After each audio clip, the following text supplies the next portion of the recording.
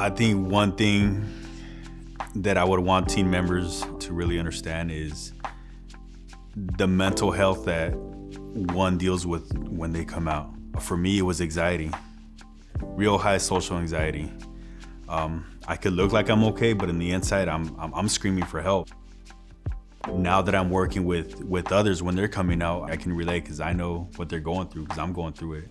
If you take somebody to the grocery store, they're not okay. They're screaming on the inside. And that's the way it was for me. And it still is like that. So I think mental health is a very big one. You gotta check up on it and ask them how are they really doing? Because if you don't ask them, they don't talk about it, they're gonna run to something else and try to mask it with that. I thought I had all the right tools, thinking I knew it all, and I didn't.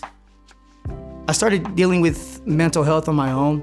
I started dealing with a lot of emotions, loneliness, and even though I still had one prison in one parish, I still, in my own way, was battling with my own demons. I should have talked to somebody. My pride, my embarrassment stopped me from talking to one prisoner, one parish. And I remember going out on my own, feeling overwhelmed with so much stuff, and meeting with the wrong crowd. And it was that quick for me to go back to what I knew. It was that quick to lose myself. I lost focus on what I wanted to do and what I wanted to accomplish.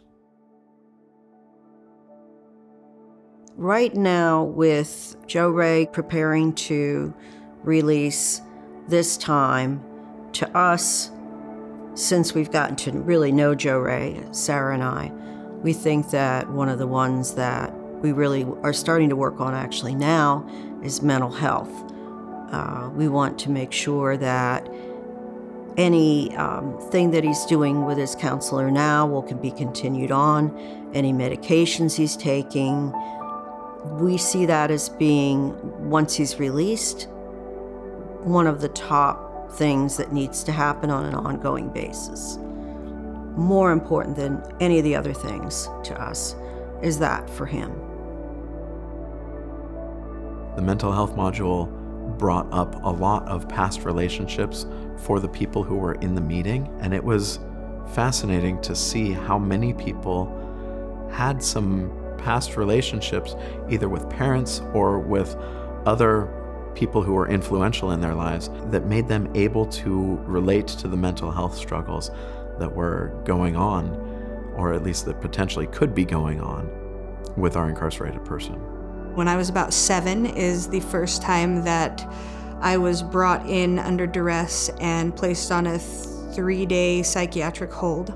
From the age of 7 until about the age of 19, I was in and out of institutions, and it only happened periodically every 6 months to a year.